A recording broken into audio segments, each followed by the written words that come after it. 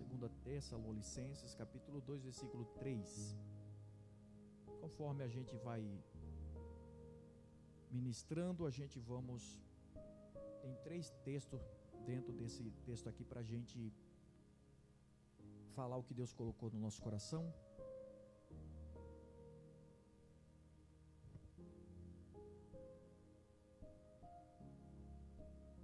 Aleluia.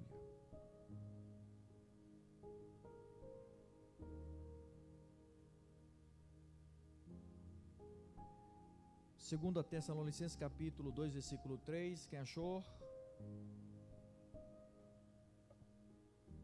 Está escrito: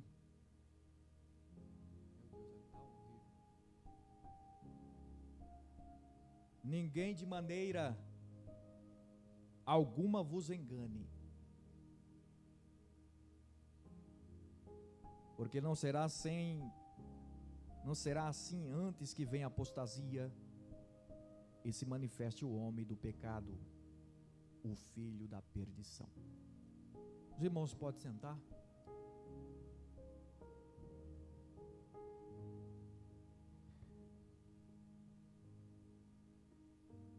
Um tema que eu sei que muitos não conhecem, mas é necessário. Como Paulo sempre dizia, que ele pregava todo o conselho de Deus, e nós precisamos ser obediente ao Senhor. O pastor tem que ser sensível a Deus e pregar todo o conselho de Deus. O pastor não pode ser aquele pastor que ele só prega só bênçãos e vitória para a igreja, e a igreja fica uma igreja só anestesiada e impactada ali com as palavras de vitória. Mas a igreja precisa conhecer todo o conselho de Deus.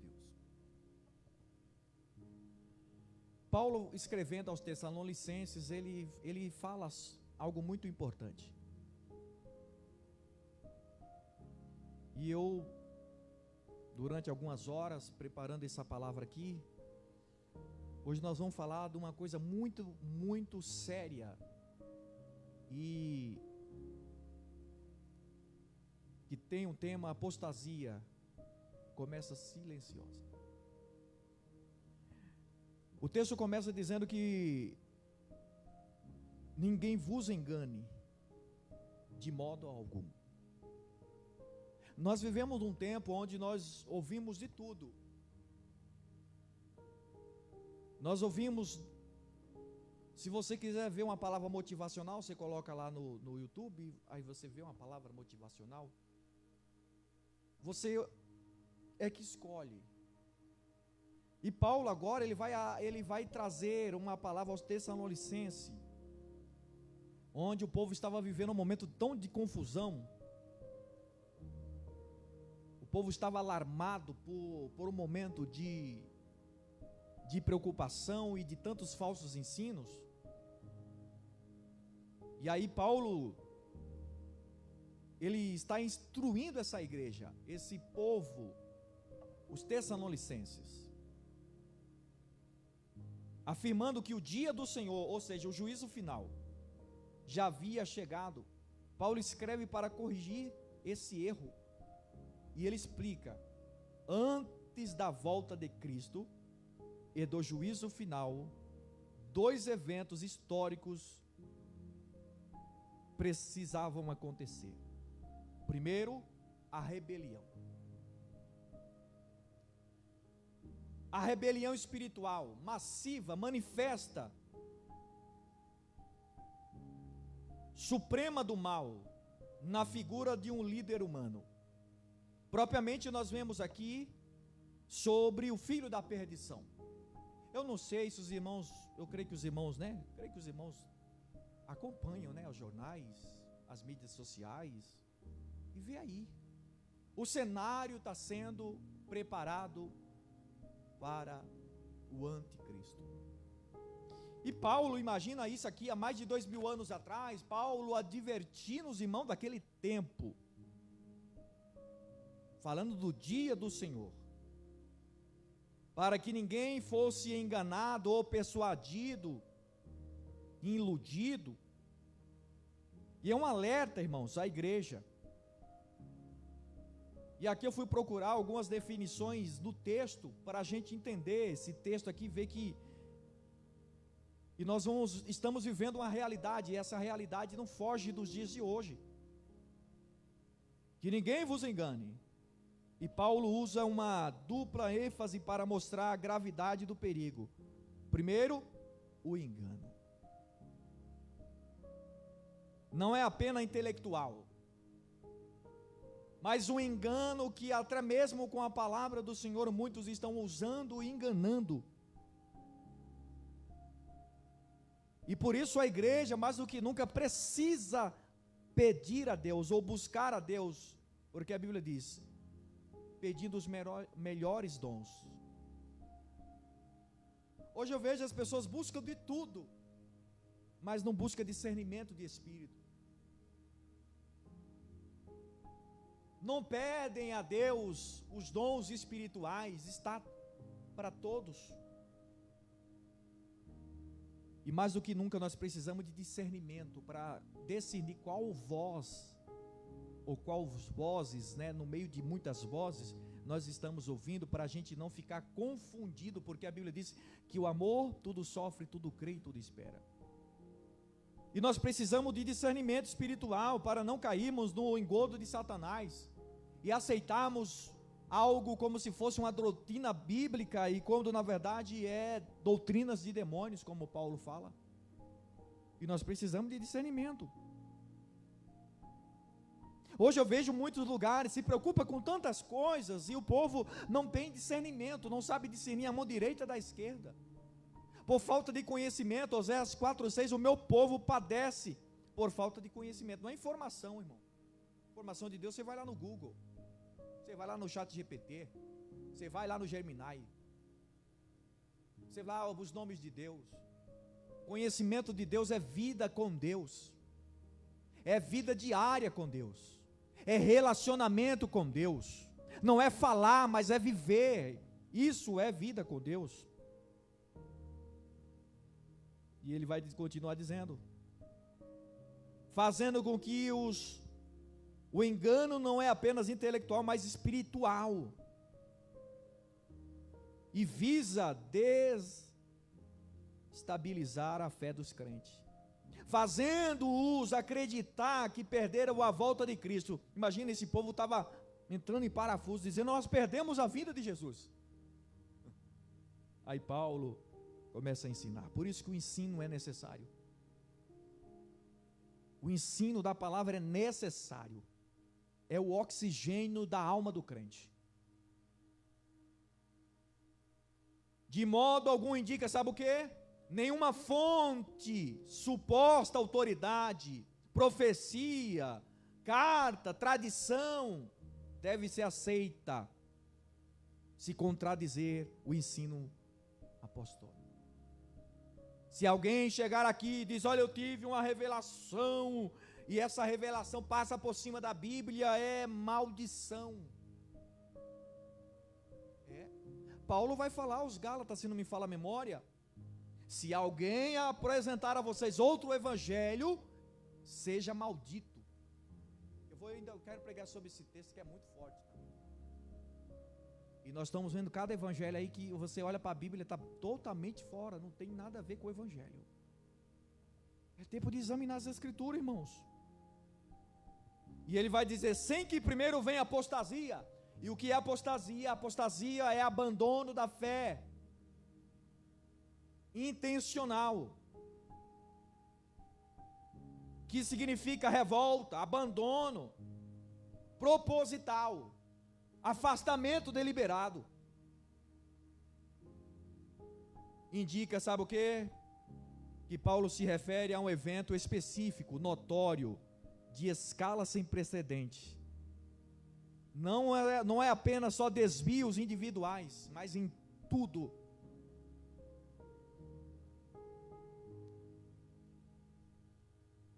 E quando se dá apostasia? Quando eu perco o desejo de orar a Deus. A gente vai se esfriando, não ora mais, de repente, a oração já foi perdida. Segundo, depois a palavra. Não tenho mais desejo de ouvir a palavra. E depois eu estou distante de Deus. E pensando que estou com Deus. É muito sério, irmãos. E Paulo continua dizendo: rebelião espiritual massiva visível dentro da esfera da fé. É um abandono coletivo. Final da verdade cristã, preparando o caminho para um engano final. Misericórdia. Esse estágio final é corporativo da mesma incredulidade que é advertido em Hebreus 3:12. Hebreus 3:12 vai dizer: o coração perverso, incrédulo, que leva alguém a se desviar intencionalmente do Deus vivo. Quando generalizado, culminante, resulta na apostasia. Irmãos, é muito sério. Por isso que a gente temos que vir para o culto e se entregar totalmente ao Senhor.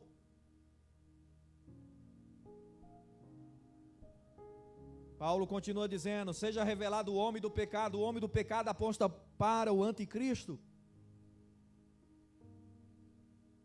Indica que embora o poder do mal, por isso que a Bíblia diz que o mundo jaz, não é é diferente. A preposição jaz no maligno, não é do maligno, o mundo não é do maligno, é jaz. Com isso ele está lutando todo momento para destabilizar, tirar a nossa fé, a nossa esperança, roubar a palavra de Deus do nosso coração. Por isso que é uma luta constante, irmãos. E nós precisamos resistir, porque dentro de nós tem uma carne que anseia as coisas da carne, mas também do outro lado tem o Espírito que deseja as coisas de Deus. Eu sempre digo, o que for mais alimentado vai vencer. E nós temos que ser responsáveis pelas nossas escolhas, decididos. Eu vim aqui decidido ouvir uma palavra, eu vim aqui buscar a Deus, eu vim aqui pedir direção de Deus e fortalecimento, para que quando o dia mal chegar, eu tenha resistência. Ok, irmão, quem não ora hoje, quando o dia mal chegar, não vai suportar. Não adianta, como ligar para 190, polícia militar, olha a casa, tá, olha alguém está, não irmãos, a gente tem que buscar. Hoje nós temos desculpa para tudo. Porque não deu, mas para os meus sonhos eu dou um jeito. E Deus sempre é o último. O homem do pecado, o homem da iniquidade, caracteriza, sabe o que? A personificação e o promotor máximo do pecado e a rebelião contra Deus. Nós estamos vivendo isso aí. Se nós pegar o livro de Romanos, capítulo 1 a 22 em diante, até os 30, você vai ver. E os homens deixaram, e os homens se inflamaram, varão com varão, deixando o uso natural. Deixaram de ouvir Deus e se entregaram à sua carne. E Deus o entregou às suas paixões. Deus, Ele quer salvar todo ser humano, mas eles escolheram a viverem uma vida depravada do pecado, da imoralidade. É as escolhas do ser humano. O que a Bíblia diz? Tudo que o homem plantar, certamente colherá. Se plantar na carne, vai colher. Se semear no Espírito, vai colher no Espírito, vida eterna. Deus não engana ninguém. Deus, Ele está falando, advertindo o povo, e muitos estão vivendo dissolutamente como se o Senhor não voltasse. Mas vamos lá, vamos acelerar aqui.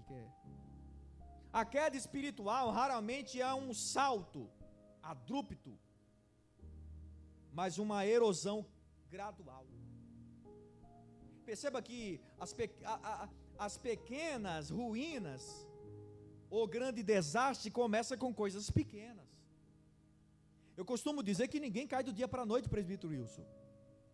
As pessoas caem gradativamente. Um dia fleta com o pecado, um dia dá legalidade ao mal, e de repente o mal toma conta. E aí depois vem a consequência. E aí depois vem o ai.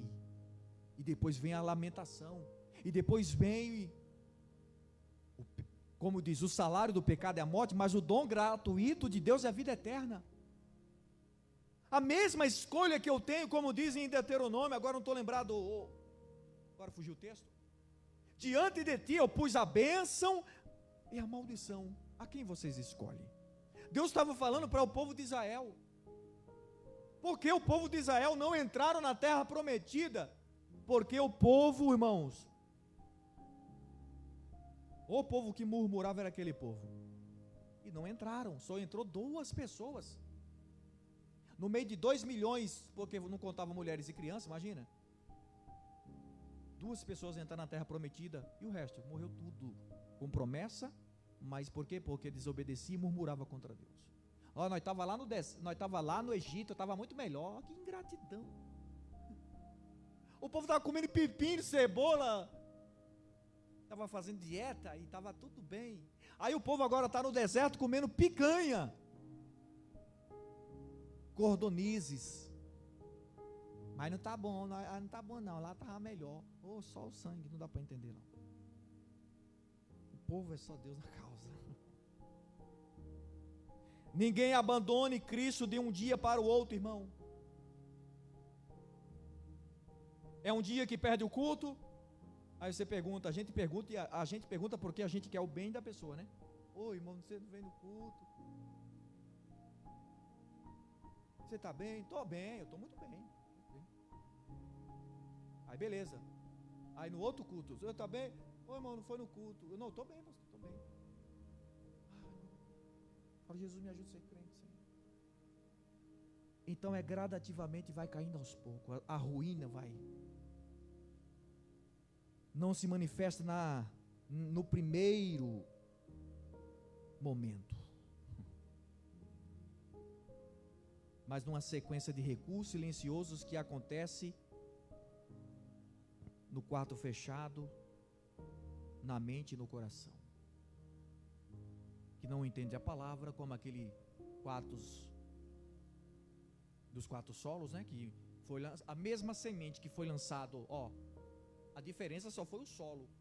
O no meio dos espinheiros não ia crescer. O no meio na beira da estrada, caiu no meio das pedras, também não cresceu, porque sufocou. E aí por aí vai. Aí lançou e caiu no meio de uma terra boa. Esses 4 solos representam o nosso coração. Se o nosso coração está cheio de espinhos, logo as coisas da vida vai sufocar e não vai ter crescimento da palavra. Por isso que tem gente que entra culto e sai culto. Você pergunta, o que foi pregado? Não sei não, estava tão bom o culto que eu dormi. Estava tão bom o culto que eu não entendi. Não, o culto é racional. Você tem que sair daqui e falar assim, foi pregado isso. É claro que não tudo, né? 1 hora de culto, mas de palavra, mas você pelo menos tem que lembrar, porque não é possível. Culto é isso. É guardar a palavra do Senhor. Eu admiro alguns irmãos em algumas denominações que às vezes o pastor está pregando lá, eles estão com livros, criança com caderno de anotação. Como esse dia eu vi um podcast muito interessante, minha esposa falou, o que você está vendo? Eu estou vendo uma não era adolescente, ou pré-adolescentes, 11 anos. E ela falou, quando o meu pastor está pregando, eu estou anotando tudo, a mensagem. E eu falei, nossa, que legal. Sede de Deus, de conhecimento de Deus. Só que o conhecimento hoje, irmão, para alguns é um mendigo pedindo esmola. Porque tem gente com a mente tão bitolada, tão fechada, que não, com o negócio de conhecimento, não. Não, irmãos. 1 Pedro capítulo 3:18, antes, crescei na graça e no conhecimento de nosso Senhor e Salvador Jesus Cristo. Por isso que tem gente aí comendo gato por lebre, pensando que é lebre, né? Vai estar comendo gato. Mas vamos lá. Progressão silenciada da queda. Primeiro, o crente abandona a oração, depois abandona a palavra, a verdade, porque não quer ouvir verdade. Por fim, abandona o próprio Cristo. A mensagem do Espírito à igreja de Apocalipse, capítulo 2, é interessante. Coloca para mim.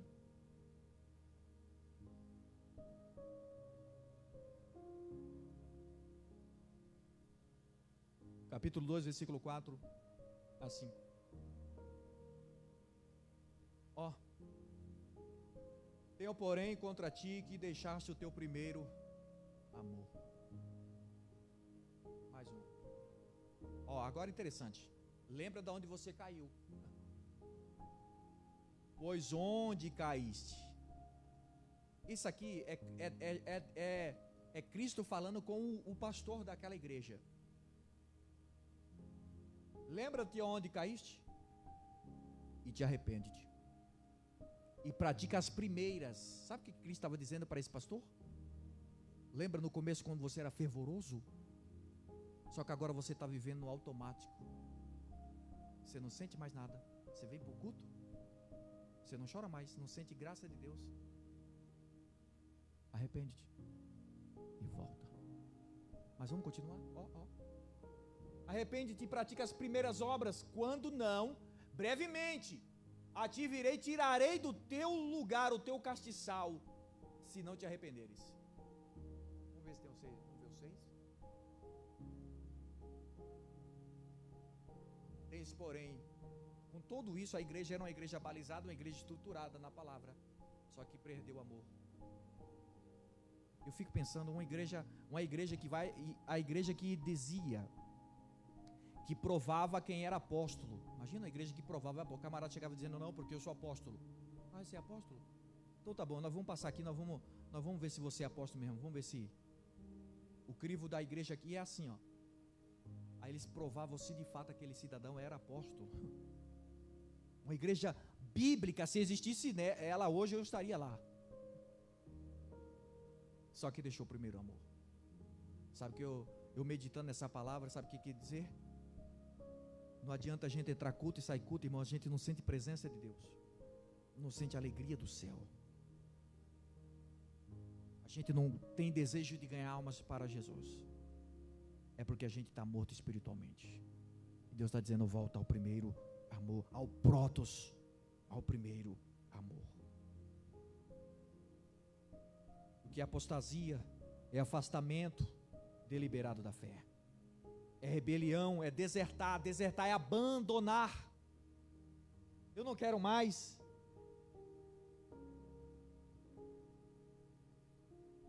Consciente da fé. Apostasia não é uma luta de um crente sincero contra o pecado. Não. Nem o período de seca espiritual de alguém que chama por restauração. Não, também não. Apostasia é uma atitude ciente, consciente, de afastar-se da comunhão. E eu sempre digo, nós temos que ser homens e mulheres responsáveis de assumir a nossa responsabilidade diante de Deus e diante dos homens. O filho pródigo pediu a herança, foi viver dissolutamente. Em momento nenhum no texto você vai ver ele dizendo, eu estou nessa situação por causa do meu pai, ou por causa do meu irmão mais velho que ficou lá, que era um tribulado, me tirava a paz. Você não vê no texto, mas ele vai dizer, o arrependimento surge agora, e ele vai dizer, eu pequei contra os céus. Eu já não sou digno de ser chamado filho. Enquanto a gente não olhar para nós, irmãos, se sentir autossuficiente, a gente vai morrer espiritualmente. E só acontece restauração para alguém que reconhece que pecou contra Deus. E aí tem restauração. Os irmãos sabem da história, mas só para a gente dentro desse contexto. A apostasia começa quando a oração é abandonada. Por isso que, irmão, aqui nós falamos, a igreja tem que orar. Eu não consigo entender um cristão que diz que quer ir para o céu e não ora. Eu não consigo entender na minha mente tão limitada. Jesus sendo Deus, a Bíblia diz que Jesus, irmão, quem lê a Bíblia vai ver que Jesus descia a monte e subia a monte. Para consagrar os abençoados dos apóstolos, ele orou lá 12 horas. Estava descendo o monte, um camarada com lepra disse: Senhor, a Bíblia diz que ele se prostrou e adorou: Senhor, se quiseres pode me limpar. Jesus olhou para ele e disse: eu quero te limpar. Então Jesus estava subindo o monte, descendo o monte, em constante oração, e a gente tem crente que não quer orar. Eu não sei para que céu que nós quer ir, se não ora, eu não sei. Lucas 18, capítulo 18, versículo 1, importa orar e nunca desfalecer. Exemplos de pessoas que viveram a vida de oração, é vida de oração, não é momentos, irmãos. A mulher importunava o juiz, dizendo: julga minha causa, julga minha causa. E o juiz, a Bíblia diz que ele vai dizer assim: eu não tenho a Deus nem aos homens. Ou mulher que fica me importunando, meu Deus, tirando minha paz. Eu vou julgar a causa dessa mulher. Isso fala da persistência da oração. A oração, sabe o que é, irmão, para o cristão? A oração representa comunhão íntima com Deus. Crente que ora a Deus, a vida dele é totalmente diferente.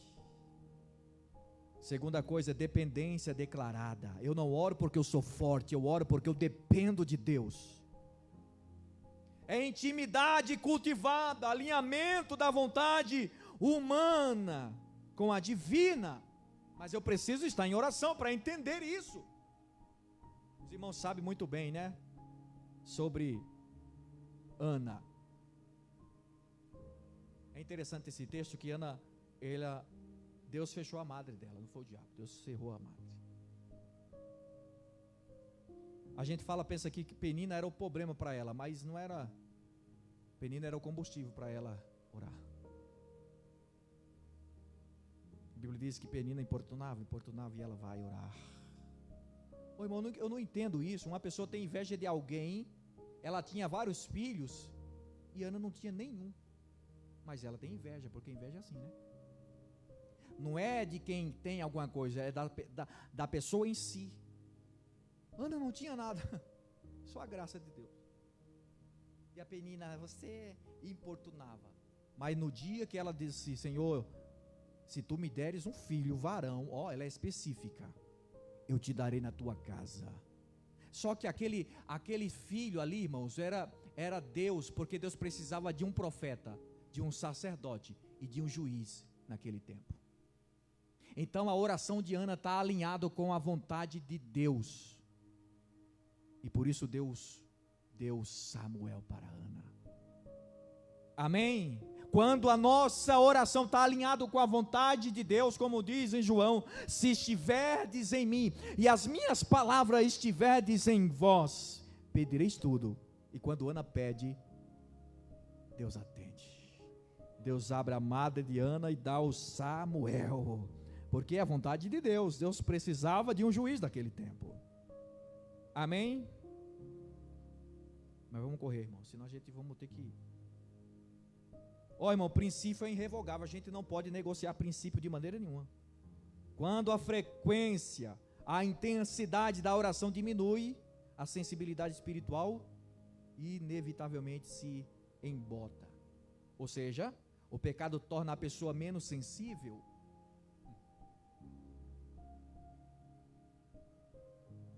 E ao certo, ao errado. Aí a pessoa fica tão vulnerável, porque não tem mais discernimento. Porque a vida de oração está vazia. O coração ficou embotado, tornou-se endurecido, insensível à voz de Deus. Deus fala, só que não. Insensível. Por isso que Pedro, Mateus 26, 24, um exemplo de Pedro, que certa feita Jesus está no Getsêmani. Jesus está orando e Jesus fala para os três mais chegados, Pedro, Tiago e João: fiquem aqui e orem. Mateus capítulo 26, 40 a 41. Jesus se retirou e foi orar. E vocês ficam aqui, mas ora, tá bem? Ora aqui para mim. Ora por mim também. Quando Jesus volta, Os discípulos achou-se dormindo. Disse a Pedro: vós não pudesse vigiar comigo nem uma hora? Vigiai e orai, para que não entreis em tentação. O espírito está pronto, mas a carne é fraca. Jesus estava lá orando, de repente Jesus volta. Segunda vez, Jesus diz: vocês estão dormindo? Ao invés de orar. Aí Jesus diz: vigiai. Olha o que acontece nesse episódio. O que acontece? Jesus volta. De repente os soldados chegam. Quando os soldados chegam, Judas, identificando que era Jesus, dá ao ósculo santo o beijo, indicando quem era Jesus. De repente, olha o que está escrito no texto, olha o que está escrito, irmão. Por isso que tem gente que não vigia. De repente, Pedro, quando o soldado está lá em Malco, de repente Pedro pega da espada e corta a orelha de Malco. Jesus tinha avisado antes, minutos antes atrás: vigiai, pois, na verdade, o espírito está pronto, mas a carne é fraca. Então tem que ter cuidado. Tem momento na nossa vida, se a gente não vigiar, a gente pode deixar tudo a perder. Foi o que aconteceu com Pedro. Momentos de... Só que Jesus avisou. Mas vamos caminhar. A negação de Cristo não começou no pátio do sumo sacerdote, começou no sono do jardim. É sério, irmão. A negligência não é quando eu chego aqui, mas é quando a minha disposição de servir acaba. Não, o céu, as coisas de Deus não é aquele, como o primeiro, quando alguém está começando a namorar, né, apaixonado, né, enamorar, como Sansão, a palavra enamorou quer dizer, se apaixonou. Sabe aquela paixão que você não via a hora para ver? Quem é casado aí, né? Você não, irmão, você pulava a ponte, você dava jeito. É a paixão, você queria ver a pessoa. É o primeiro amor. Você ficar contando nos dedos: hoje tem culto, meu Deus do céu, hoje tem culto. E o coração ardia, queimava, e alguém cantava um hino, às vezes todo atravessado, e você: glória a Deus, porque é o primeiro amor. Irmão André, coração sincero. Só que o tempo foi passando, foi criando raiz, e de repente começou a pensar ser a última Coca-Cola do deserto, e aí começou a se esfriar. Mas em nome de Jesus, eu creio que é noite de restauração para nossas vidas. Nós precisamos nos despertar. Isso é para mim, irmãos. Nós precisamos nos levantar. Antes de negar publicamente, o mestre Pedro abandonou a vigilância privada, irmãos. Olha aí como começa os deslizes. Não foi no pátio, começou no sono. Não tem nada a ver não, sabe? Tá tudo normal, tá benção. Depois abandonou a vigilância. A queda exterior é sempre precedida por uma falha interior na disciplina do coração. Por isso, quando chegou o soldado, ele pegou a espada e cortou a orelha. Quem deixa de orar perde o discernimento espiritual.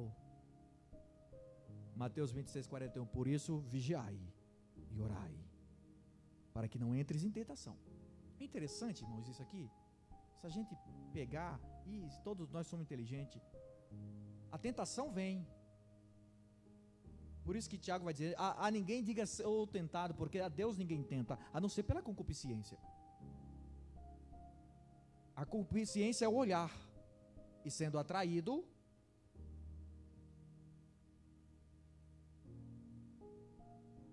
e por isso nós temos que vigiar, porque os olhos é a janela da alma. Se teus olhos forem bons, todo o teu corpo será luz. Mas se teus olhos forem mal, todo o teu corpo será treva. Sem a oração, o erro parece correto. Misericórdia, Senhor, tem misericórdia, Pai. guardo o meu coração. O pecado parece pequeno, o mundo parece atraente. Por isso que o Senhor falou ao apóstolo João: não ameis o mundo, e nem no que no mundo há. É difícil, irmão, porque tudo que há no... tudo que há no mundo é concupiscência dos olhos, e por aí vai, ou seja, para o ego do homem. Por isso que muitos estão parando, desistindo da caminhada com Cristo, porque o mundo é atraente para a carne, para os prazeres, para os deleites da minha carne. E por isso que Jesus diz em Lucas 9:23, se alguém quer vir após mim, negue-se a si mesmo. Ô irmão, todo dia você tem que crucificar, todo dia eu falava, ô irmã, ô carne, todo dia tem que dar uns bufetes nessa carne, irmão Sidney, porque senão essa carne faz a gente desviar. Isso não é anjo não, irmão, está dentro de nós, as obras da carne e os frutos do Espírito. Por isso que a Bíblia diz, aquele que está de pé faz o quê? Me ajuda a pregar, quem está de pé faz o quê?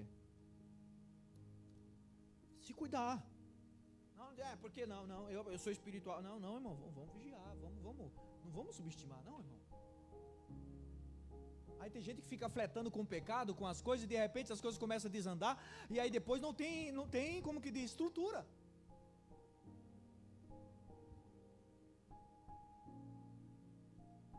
A mente que não se renova na presença de Deus perde a capacidade de distinguir entre o santo e o profano. Ó, não estava no esboço aqui não. Nadab e Abiú estavam lá. Vou oferecer fogo. Só que o fogo era estranho. E Deus matou Nadab e Abiú. Deus fala, não, esse fogo aqui é estranho, rapaz. O que é isso? Aqui não. Então a gente tem que ter o discernimento do que é santo e do que é profano. Quem deixa de orar, esse enfraquece espiritualmente. Por isso que em Efésios 6,18, a oração espinhal dorsal da armadura, Efésios 6,18. Muito maravilhoso aqui, ó. Orando em todo o tempo. O que é orar em todo o tempo? Não é um evento isolado. É um estilo de vida. É tratar-se de uma comunhão ininterrupta. Orando em todo tempo, é trabalhando e ali em espírito, com toda oração e súplica no espírito. Isso no único versículo, ó. Uma atitude constante de dependência em todas as circunstâncias. Aí ele vai dizer assim, continua, com toda oração e súplica, indicando uma variedade de intensidade. Que interessante. A oração é o termo geral da comunhão. E a adoração, súplica, sublinha os pedidos específicos, a expressão humilde de necessidade. E a repetição de toda reforça e totalidade, não há momento ou tipo de oração que fique de fora. Agora ele vai dizer, no Espírito, a espera e o poder que capacita a oração genuína. Orar no Espírito significa orar sobre a direção e inspiração do Espírito Santo. Por isso que Romanos 8, 26 e 27 vai falar isso. Que o Espírito intercede por nós. É uma sintonia com a vontade de Deus, com a nossa força. Agora ele continua vigiando nisso, mas eu vou correr, porque aqui é muita coisa. Eu faço de cada versículo e não vai dar tempo. Sem a oração a fé fica minguada, a carne domina e a tentação se torna irresistível. Agora me responda, José era homem de Deus? Sim ou não? Quando a mulher de Potifar veio para ele, José era bonito, irmão. A mulher de Potifar era bonita, aí veio. Ô José, vamos sair. O que ele fez, irmão? Ele falou, porque eu sou crente, eu sou de oração, hein? Olha, eu oro, olha, tá palhaço, tá... O que José fez? Perna para quem tem. Não é porque ele era homem de Deus como a gente se refere, né, mulher de Deus, é carne, foge. E a Bíblia diz que a única coisa que denunciou ele foi a capa que ficou com ela. E quando chegou, seu esposo disse: olha, José, meu amor, José está vendo aqui, ó, ele tentou. Aí o que aconteceu? Prende José. Mas Deus conhecia quem era José. Mas vamos lá, só para você entender que nós não podemos fletar com o adversário. Sai correndo, sai catando cavaco e foge da aparência do mal. Por isso que o salmista Salmo 42, ele vai dizer assim: como o cervo anseia pelas águas, assim a minha alma suspira por ti, ó Deus. Quando a oração morre no secreto, o coração torna um deserto árido. Por isso que a oração é uma extensão da nossa casa, do nosso quarto. O secreto vai sustentar aqui, presencial. A apostasia continua quando a verdade é abandonada. Oh, Jesus.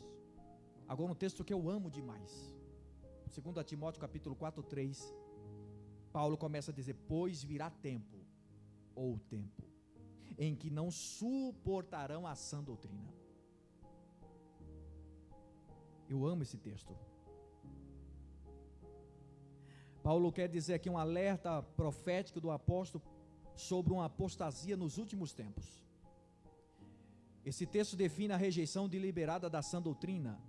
Doutrina quer dizer conjunto de ensinamento, por parte de pessoas que, movidas pela subjetividade, pelo desejo de conforto, substitui a verdade divina por mestres e mensagem que validam as suas próprias concupiscências, resultando no abandono completo da verdade em favor de mitos e fábulas. O que Paulo está dizendo? Nos últimos dias, muitos não suportarão. Ou em outra tradução vai dizer assim: tendo coceiras nos ouvidos.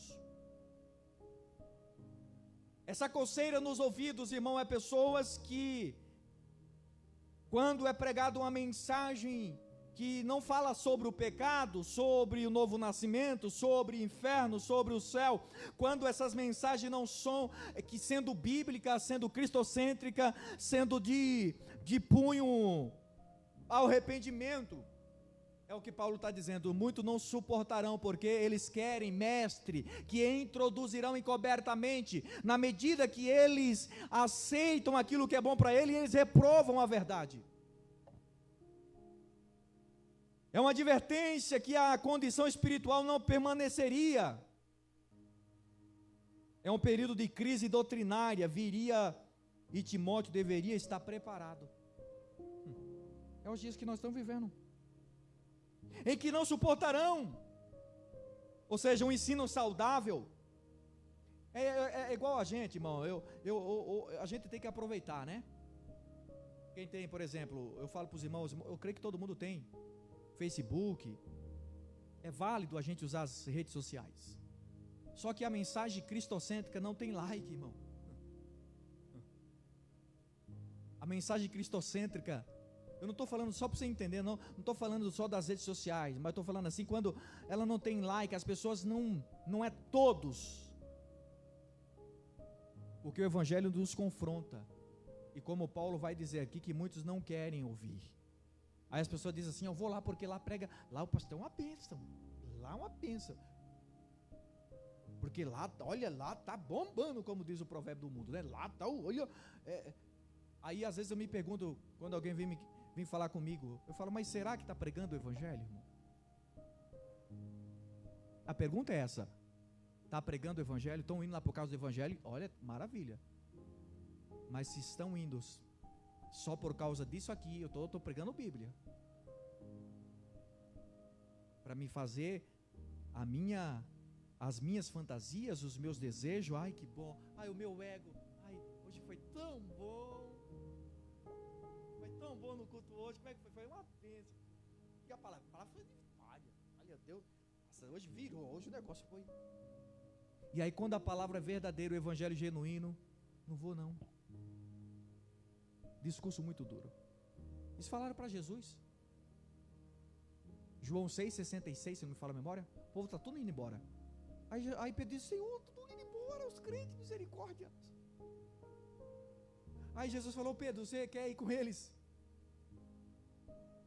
Aí Pedro vai dizer: Senhor, a quem? Porque aonde fala do lugar, a quem iremos nós se só tu tem palavra de vida eterna? Irmãos, é de se pensar. Eu quero um dia chegar no céu pela porta, irmão Sidney, igreja do Senhor, e Jesus dizer: venha, meu filho. E eu quero apresentar uma noiva ao Senhor Jesus, dizer: Senhor, que está aqui a sua igreja, Pai. Irmão, é muito sério. Você pensa que eu não vou apresentar não a vocês a Deus, não? Por isso que eu vou pregar o evangelho para vocês, irmão. Agora, a partir daqui para lá, é vocês.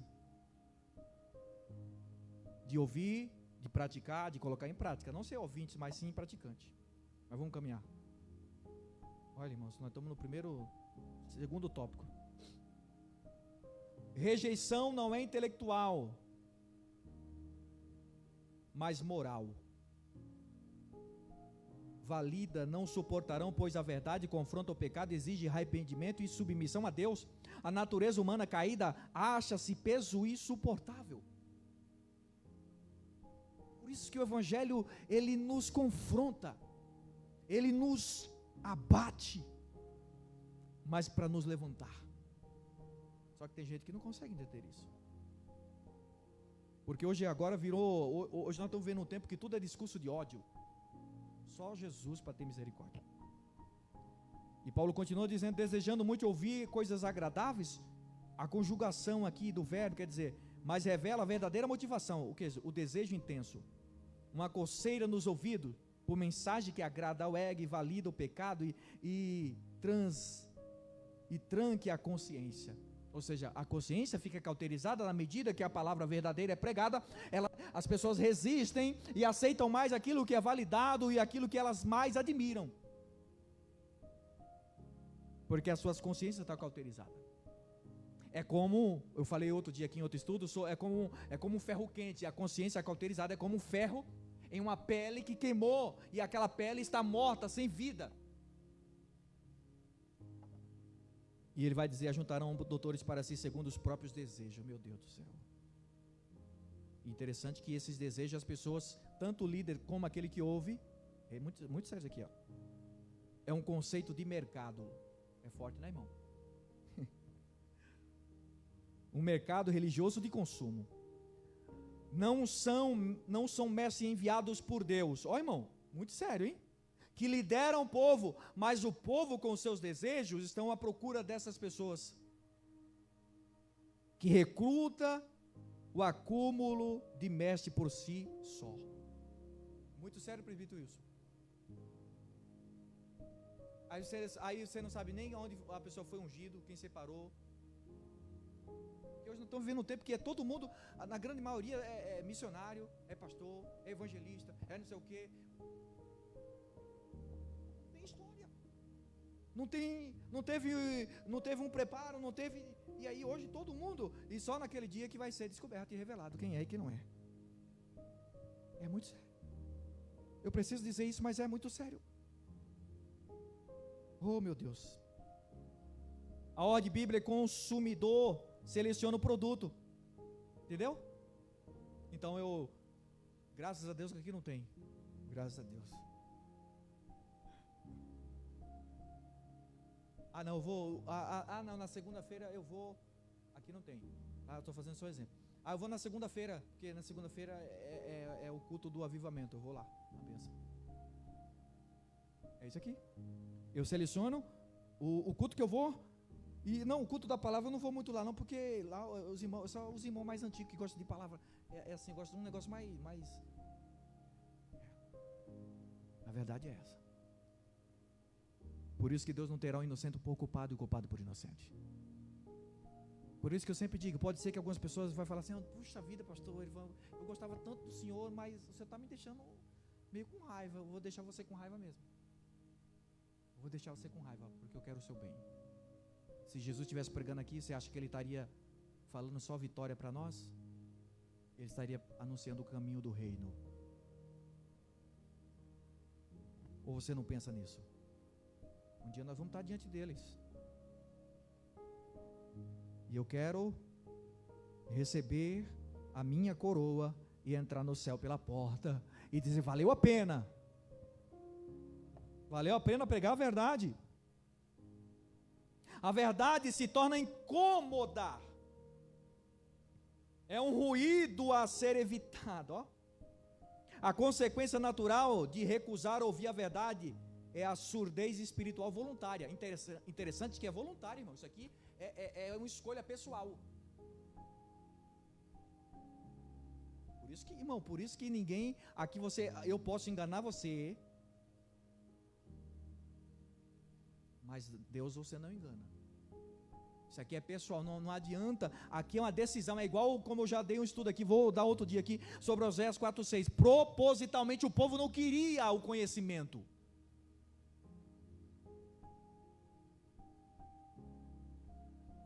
Deus tem me falando, meu filho, prega. Mas eu falei: Senhor, vai ficar só as cabeiras. Prega. Tem dia que o negócio vai como que diz. Tem dias que a gente vê, Deus deu uma palavra de prosperidade, uma palavra mas hoje é o dia que Deus tem para nos curar.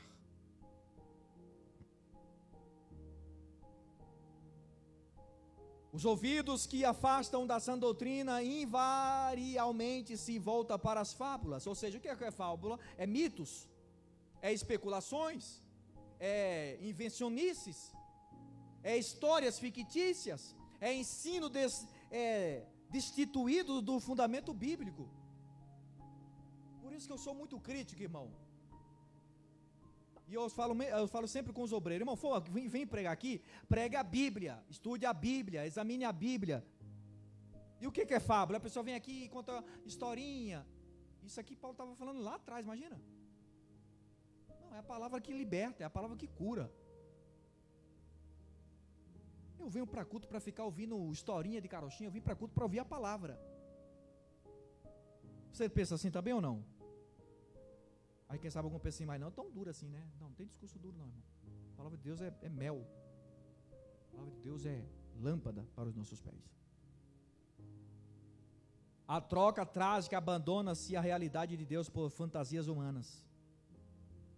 Por isso que Paulo vai descrever um processo de decadência espiritual em que o ser humano se torna centro de sua própria religiosidade. Certo aqui.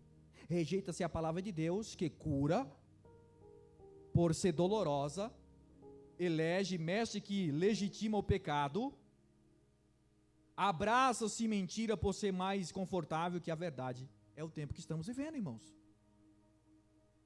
A verdade está sendo descartada e a mentira está sendo aceita de bom grado, e as pessoas não têm o discernimento de Deus e pensam que tudo é Deus e não é Deus. E nós vamos encerrar. Outro dia a gente continua. Por isso que a verdade simboliza, sabe o quê? Luz para o nosso caminho, direção segura, proteção contra o engano, revelação do caráter e da vontade de Deus. Por isso João 17:17 diz: a tua palavra santifica-nos na verdade, porque a tua palavra é a verdade. O afastamento da verdade começa pela negligência da palavra. Oséias 4:6: o meu povo foi destruído porque lhe faltou conhecimento. A Bíblia fechada não produz apenas ignorância, mas produz uma mente vulnerável a qualquer vento de doutrina. Por isso que eu vejo tanta gente que aceita cada coisa e fala cada coisa que eu falo: meu Deus do céu. Porque eu fui no culto lá e falaram isso aqui, que o anjo estava descendo, que não sei quem. Eu falo: não, sangue de Jesus tem poder. Nós estamos vivendo nesse tempo difícil, irmãos. E aí você que ama a palavra de Deus, você sofre. Você é escorraçado, você é colocado de canto, mas é melhor ficar com Deus e com a vontade dEle. A primeira geração que deixa a Bíblia acumular pó, esta é uma geração do paganismo.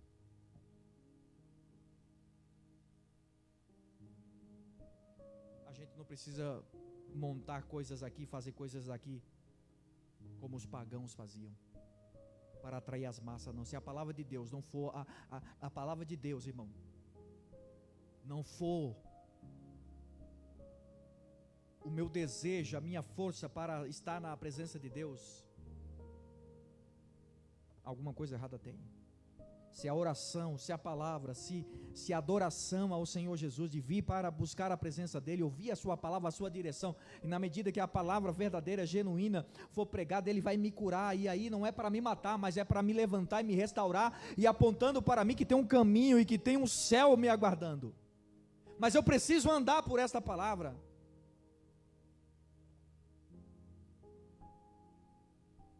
O coração passa a selecionar aquilo que deseja ouvir.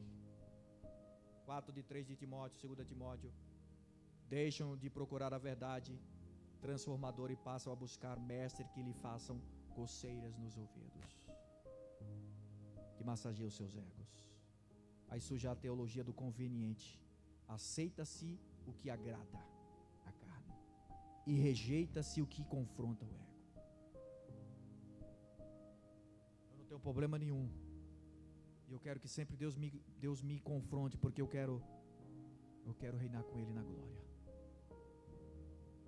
Eu não quero viver uma vida toda na igreja, às vezes sofrendo, passando cada perrengue, e dizer, meu Deus do céu, e no último estágio da vida ir ainda para o inferno. Não quero. Eu quero permanecer firme até o fim. Você quer até o fim? Por isso que a mentira entra, sabe aonde, irmão? Onde não há verdade. Aonde a verdade foi removida, a mentira entra. Por isso que João 8:32, e conhecereis a verdade vos libertará. O engano escraviza exatamente no território onde não há verdade, ou a verdade foi expulsa. E eu encerro aqui, Satanás jamais trabalha criando algo do nada. Ele sempre distorce o que questiona. Substitui a verdade divina por versões alteradas. Referência, Gênesis 3, do 1 ao 5, sobre Eva e Adão. Deus falou, não coma. Aí a serpente vem e diz, no dia que tu comer, tu vai ser igual a ele. Cuidado. Eu encerro aqui. Semana que vem, se Deus nos permitir, nós terminamos essa palavra. Mas vamos terminar. Vamos agradecer a Deus. Se Jesus não voltar, domingo nós estaremos aqui, ceia do Senhor, às 19 horas, em nome de Jesus. Se coloque sobre os seus pés, vamos agradecer a Deus. Vamos orar pelo nosso irmão